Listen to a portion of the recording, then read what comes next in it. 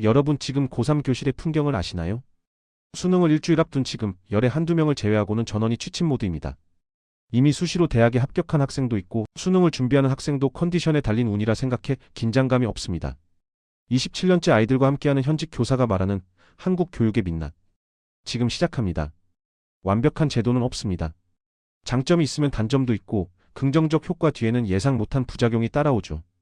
문제는 우리나라 교육 정책이 마치 두더지 잡기 게임 같다는 겁니다. 부작용이 생기면 새 제도 도입, 또 다른 부작용 발생, 또 새로운 제도. 이런 무한 루프가 반복되고 있습니다. 더 심각한 건 언론에 의해 부작용이 과장되면서 구관이 병관이라는 여론까지 형성된다는 거죠. 결국 교육개혁의 동력은 상실되고 전진도 후진도 못하는 기능부전 상태에 빠집니다. 역대 정부마다 교육개혁을 외쳤지만 국민 뇌리에 성공의 기억은 없습니다. 왜일까요? 역대 정부 모두 예외 없이 실패와 좌절의 역사를 반복했습니다.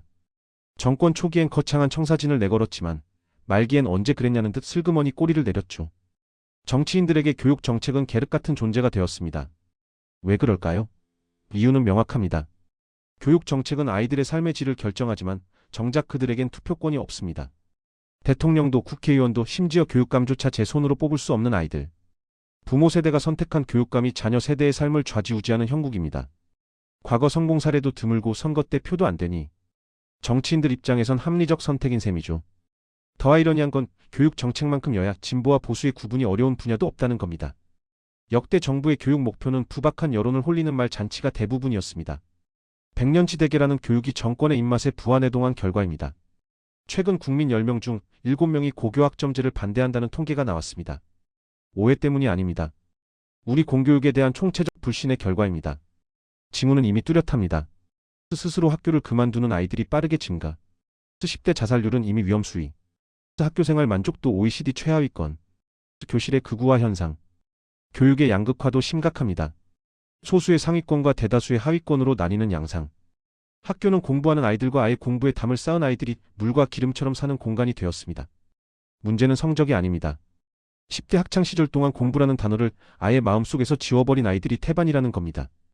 교과서 내용의 맥락조차 파악 못하는 아이도 대학 진학엔 문제없습니다.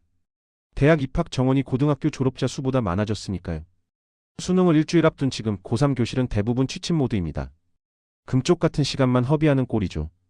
학교가 미래 세대를 길러내는 교육 공간이라면 그건 공부를 손에서 놓지 않은 소수 상위권에게만 해당하는 정의입니다. 나머지 대다수는 학교를 왜 다녀야 하는지도 모른 채 친구 따라 강남 가듯 오갈 뿐입니다. 대체 어디서부터 잘못된 걸까요? 첫 단추가 잘못 꿰었다고 푸념한다고 바뀔 건 없습니다. 지금은 첫 단추를 새로 꿰어야 할 때입니다. 교육개혁이 아니라 교육혁명이 필요합니다. 아랫돌 빼서 윗돌 꿰는 식의 제도 개혁만으로는 예정된 실패만 반복될 뿐입니다.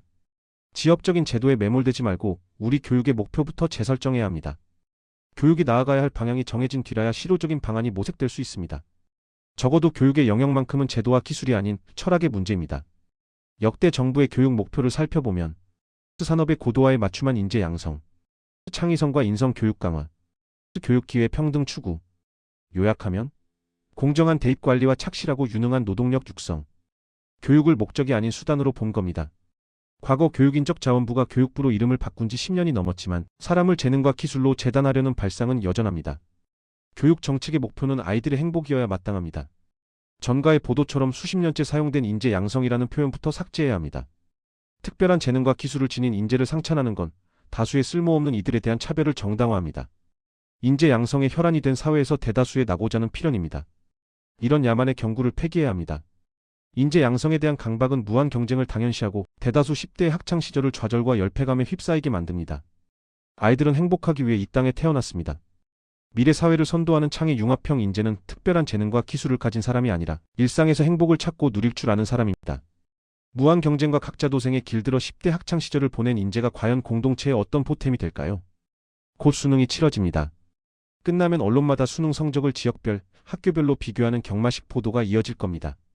굳이 교육의 질을 평가하고 학교를 한 줄로 세우고 싶다면 수능 성적과 명문대 진학률이 아니라 아이들의 학교생활 만족도를 기준으로 삼으면 어떨까요? GDP 대신 GNH를 우선시하는 나라도 있지 않습니까? 교육혁명은 제도가 아닌 철학에서 시작됩니다.